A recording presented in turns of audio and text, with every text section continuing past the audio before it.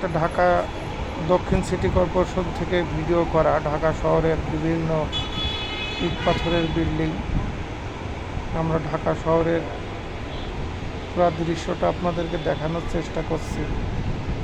এটা মন্ত্রণালয়, যেখানে মন্ত্রীরা সচিবরা অফিস করে। পাশে বিদ্যুৎ ভবন, অন্যান্য ভবন এখানে আছে। নগর ভবন থেকে ভিডিওটা করা। এটা নগর ভবনের গেট। এখান দিয়ে প্রতিদিন হাজার হাজার মানুষ এই রাস্তা দিয়ে চলাচল করে। পাশেই গুলিস্তান নগর ভবন। ঢাকা দক্ষিণ সিটি কর্পোরেশন থেকে এটা ভিডিও করা, খুব সুন্দর লাগছে।